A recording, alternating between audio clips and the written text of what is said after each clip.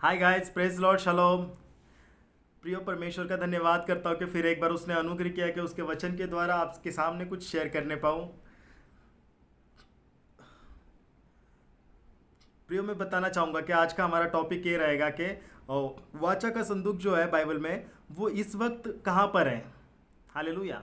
I mean वाचा का संदूक किसे कहते हैं और वाचा का संदूक अभी कहाँ पर है।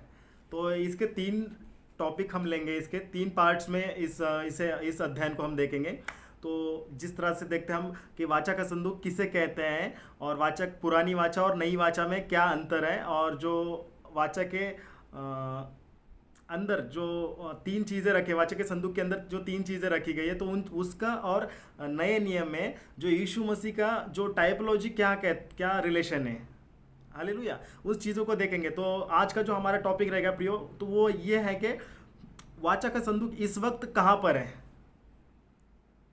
क्योंकि इस विषय पे प्रियो बहुत से स्कॉलर्स की, बहुत से यहूदी रब्बियों की बहुत सी अलग अलग थ्योरीज है, लेकिन उन्होंने सिर्फ एक सिद्धांत रखा हुआ है, उसको कोई भी आज तक प्रूफ नहीं कर पाया। हालेलुया। तो इसी तरह बाइबल अध्ययन जब हमने किया, तो जो हमने पाया वो आज हम आपके सामने उस शिक्षा को शेयर करने जा रहे हैं प्रियो। तो जिस प्रकार मैं बताना चाहूँगा कि निर्गमन उसका 25 अध्याय में 10 से लेके 22 वचन यदि हम स्टडी करते हैं, वहाँ पर पढ़ते हैं, तो वहाँ पर हम मूसा को जो परमेश्वर ने आज्ञा दी गई थी कि तुम एक मेरे लिए एक तंबू बनाना, उस तंबू के अंदर वाचा का संदूक बनाना, और वो किस प्रकार बनाना है। बबुल की लकड़ी लेनी है, चोखा सोना लेना है, और उसका मेजरमेंट किस तरह से, वो सारा वहाँ पर मेंशन किया गया है प्रियो। हालेलुया। और हम देखते हैं उस वाचा के संदूक के भीतर क्या चीज़ें हैं। जिस प्रकार यदि हम निर्गमन 25 रीड करते तो वहाँ पर पटिया मिलेगी। आई मीन जो पत्थर की जो पटिया थी, जो मूसा को परमेश्वर ने दी थी, आई मीन 10 आज्ञाएं। हालेलुया। वो वहाँ पर है। और उसके बाद हम देखते हैं निर्गमन 16 अध्याय 33 से 34 वचन में यदि हम रीड करते प्रियो, वहाँ पर मन्ने का जो बर्तन है वो मिलेगा। आई मीन मन्ना उसके अंदर वो रखा हुआ है। और गिनती उसका 17 अध्याय 1 से 9 वचन अगर हम रीड करते प्रियो, वहाँ पर हारून की लाठी उसमें रखी गई है। अब वो ये तीन चीज़ें हैं। अगर इसके बारे में हम नेक्स्ट वीडियोस में विस्तार से देखेंगे, इन तीनों चीज़ों का क्या महत्व है और वो यीशु मसीह से किस तरह से रिलेटेड है। तो प्रियो हम देखते हैं ये जो तीन चीज़ें हैं, लेकिन ये तीन चीज़ें कहाँ पर रखी थी। इब्रानियों उसका 9 अध्याय उसके 4 वचन में हम देखते हैं। इब्रानियों 9 का 4, वहां पे इस प्रकार लिखा है प्रियो। दूसरा दूसरा पर्दे के पीछे वह तंबू था जो परम पवित्र स्थान कहलाता है, उसमें सोने की धूपदानी और चारों ओर से सोने से मढ़ा हुआ वाचा का संदूक, और उसमें मन्ना से भरा हुआ सोने का मर्तबान, और हारून की छड़ी जिसमें फूल फल आ गए थे, और वाचा की पटियां थी। उसके ऊपर दोनों तेजोमय करूब थे, जो प्रायश्चित के ढकने के ऊपर छाया किए हुए थे। इनका एक एक करके वर्णन करने का अभी अवसर नहीं है। ये वस्तुएं इस रीति से तैयार हो चुकी है। उस पहले तंबू में याजक हर समय प्रवेश करके सेवा कार्य संपन्न करते थे, पर दूसरे पर्दे में केवल महायाजक वर्ष में एक ही बार जाता था। वो भी बिना खाली हाथ नहीं जाता था, वो लहू लिए जाता था। हालेलुया। अब यहाँ पर इब्रानियों का जो लेखक है, मोस्टली स्कॉलर्स तो पौलुस को ही इब्रानियों का लेखक मानते हैं, और कुछ स्कॉलर्स पतरस को मानते हैं। तो हम देखते हैं जब यहाँ पर जो इब्रानी का लेखक लिख रहा है प्रियो, यहाँ पर क्या कह रहा है कि वो इन चीज़ों को इतना डिटेल्स में एक्सप्लेन करने का भी अवसर नहीं है, लेकिन उसने क्या कहा है कि ये जो तीन चीज़ें जो मैंने आपको बताई थी कि 10 आज्ञा जो यीशु परमेश्वर ने जो दी थी मूसा को, वो 10 आज्ञा उसमें रखी गई थी। मन्ने का बर्तन रखा था और हारून की लाठी रखी थी। तो वहाँ पर जब हम देखते हैं जो पवित्र स्थान और अति पवित्र स्थान, जो तंबू बनाया था प्रियो, तो सुलेमान ने जो मंदिर बनाया वो तो बाद में पूरा मंदिर बनाया, तो उसके सामने जो भारी आंगन है, फिर पवित्र स्थान है, फिर अति पवित्र स्थान है। लेकिन यहाँ पर जो टेम्पररी बनाया गया था वाचा का तंबू, तो उसमें पवित्र स्थान और अति पवित्र स्थान जब हम देखते प्रियो, वहाँ पर जो पवित्र स्थान था, वहाँ पर जो याजक जो होते थे वो तो आना जाना उनका लगा रहता था।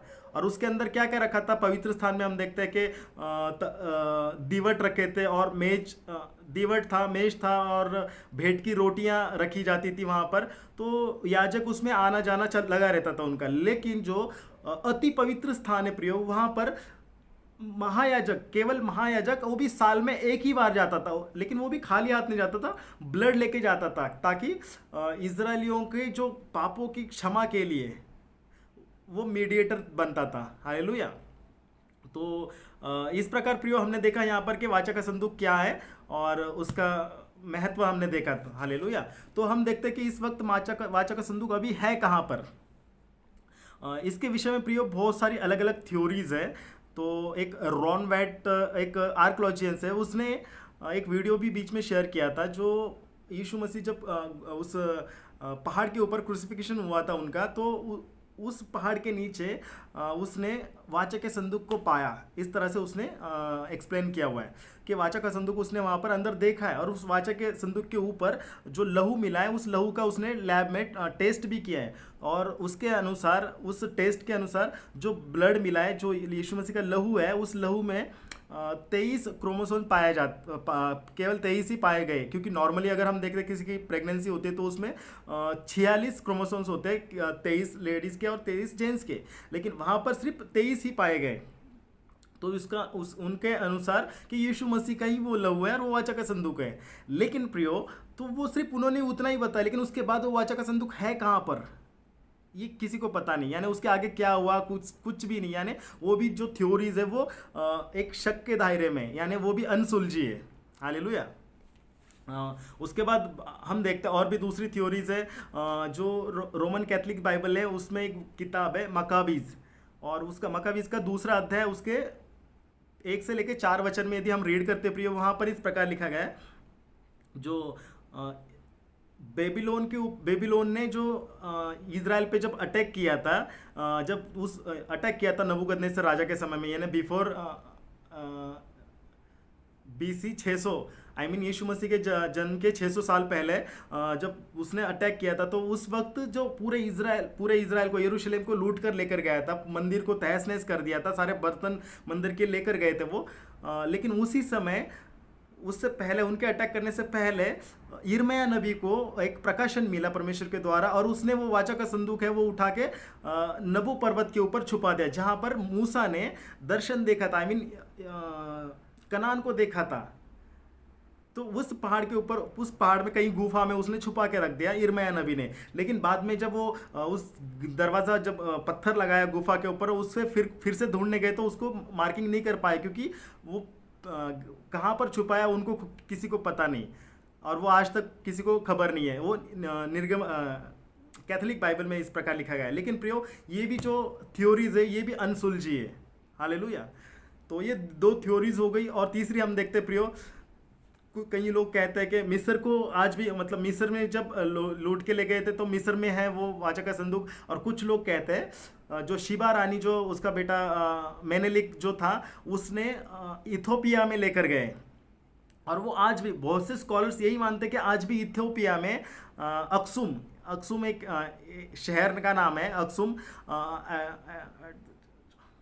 अक्सुम में, जो एट द चर्च ऑफ मेरी ऑफ जाइन, तो उस चर्च के अंदर, यानी उस चर्च के अंदर वो वाचा का संदूक रखा हुआ, और वहाँ पर उसको वो लोग उसकी देखभाल करते हैं, इस प्रकार वहाँ पे मेंशन किया गया है।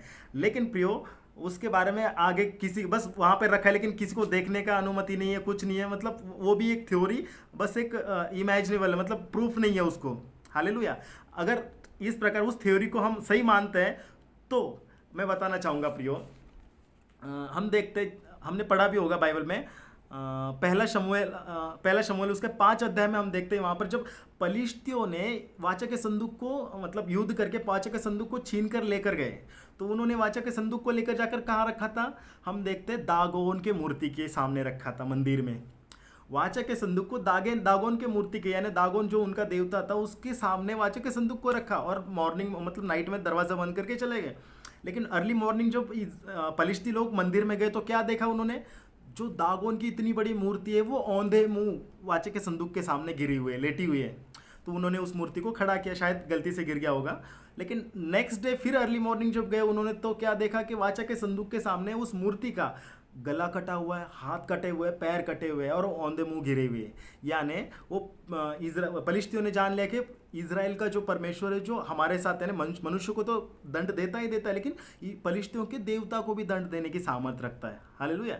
तो वो वाचा का संदूक, फिर उन्होंने क्या किया, उस वाचा के संदूक को यहाँ पर रखना खतरे से ये है, बाहर है, मतलब खतरा है कि उसको अगर हम यहाँ रखेंगे तो हमारी जान को खतरा हो सकता है, क्योंकि दागोन की मूर्ति के टुकड़े हो गए। तो उसके लिए उन्होंने क्या किया, उस वाचा के संदूक को फिर से रिटर्न इज़राइल के पास भेजने के लिए उन्होंने एक प्लान बनाया। लाल बैल का जो मतलब एक जोड़ा बना के इस प्रकार से उन्होंने भेज दिया। ठीक है, तो जब भेजा प्रियो तो हम देखते हैं पहला शमूएल उसका 6 अध्याय और उसके 19 वचन में किसी ने मतलब गलती से उसके अंदर झांक के देखा, वाचा के संदूक के अंदर उसके अंदर झांक के देखा तो वहां पर लिखा है प्रियो, पहले तो 70 फिर 50,000 लोग मर गए। अब बताओ, यदि हमने जो थ्योरीज देखी है कि कोई भी जाके वाचा के संदूक को छू रहा है, जैसे रॉन वाइट ने हम देखा कि उसने वाचा के संदूक को देखा, उसने छुआ, ब्लड को लिया, हाँ उसने देखा। और कुछ लोग कहते हैं कि जो मिस्र में जो अन्य जाति लोग हैं तो मिस्र में वाचा का संदूक है। कुछ लोग कहते हैं कि शिवा रानी के समय में जो मेनेलिक उसे चुरा के लेकर गया था तो इथोपिया में आज भी है, वहाँ पर उस चर्च में रखा हुआ है वाचा का संदूक। और कुछ लोग कहते हैं कि मतलब अलग अलग थ्योरीज है इसके ऊपर प्रिय। अब जो वाचा का संदूक पवित्र है, परमेश्वर का प्रेजेंस है, हालेलुया। केवल महायाजक साल में एक बार जाता था उस वाचा के संदूक के पास परमेश्वर के प्रेजेंस में। तो प्रियो, अगर ये इतनी सारी थ्योरीज है, ये अन्य जाति लोग, अगर कोई ऐसे लोग जा रहे हैं वहाँ पर वाचा के संदूक को छू रहे हैं, ये कर रहे हैं, तो वो जीवित रह पाएंगे? हालेलुया, नहीं रह पाएंगे प्रियो, क्योंकि बाइबल कह रही है ना, यहाँ पर इन्होंने सिर्फ झांक के देखा था फलिश्तियों ने, तो उनमें से 50,000 लोग मर गए थे। तो ये पवित्र वाचा का संदूक है, परमेश्वर की प्रेजेंस है इसमें। और तो ये कोई यानी इतनी जो थ्योरीज है तो ये एक फ्लॉप थ्योरी है, क्योंकि इससे कोई मतलब ही नहीं बनता कि वाचा का संदूक यहाँ पर है, यहाँ पर है, क्योंकि ये पवित्र परमेश्वर का वाचा का संदूक है, पवित्र प्रेस है ये। तो फिर प्रियो, वाचा का संदूक अभी है कहाँ पर? हमने इतनी थ्योरीज देखी तो यहाँ पर चलो नहीं है वाचा का संदूक, तो फिर अभी है कहाँ पर? तो प्रियो, मैं बताना चाहूँगा बाइबल के अनुसार वाचा का संदूक अभी है कहाँ पर। क्योंकि जिस प्रकार हमने देखा कि अदन की वाटिका जो पृथ्वी पर थी, लेकिन अदन की वाटिका अभी कहाँ पर है? अदन की वाटिका अभी स्वर्ग लोक में। ये आपको प्रकाशित वाक्य 2 अध्याय 7 वचन में हम देखते हैं वहाँ पर कि अदन की वाटिका स्वर्ग लोक में। उसी प्रकार वाचा का संदूक भी प्रियो, जब नबूकदनेस्सर राजा इज़राइल को, यरूशलेम को लूटने के लिए आया था, तो हम देखते हैं उसमें दूसरा राजा उसका 25 अध्याय 8 से 17 वचन यदि रीड करते ना प्रियो, वहाँ पर सारी चीज़ों को मेंशन किया गया है। मंदिर में से क्या क्या चुरा के लेके गए, जैसे धूप दान, ये वो सारे बर्तन, अभिषेक किए हुए सारे बर्तन, सोने के बर्तन, सब कुछ लेके छीन के चले गए, वो लोग लूट के चले गए। लेकिन वहाँ पर वाचा के संदूक का जिक्र नहीं आया। हालेलुया। और उसके बाद एजरा में भी नहीं है। नहम्याह ने जो दीवारें फिर से मंदिर को दीवारें बनाई, यानी मंदिर का रिकंस्ट्रक्शन किया, लेकिन उसमें भी कहीं भी वाचा का संदूक का जिक्र ही नहीं आता। पूरे नया नियम में कहीं नहीं आ रहा वाचा का संदूक का जिक्र। हालेलुया। तो कहाँ गया वाचा का संदूक? तो हम देखते प्रियो, प्रकाशित वाक्य उसका हालेलुया रिबशक्करा, प्रकाशित वाक्य उसका 11 अध्याय और उसका 19 वचन।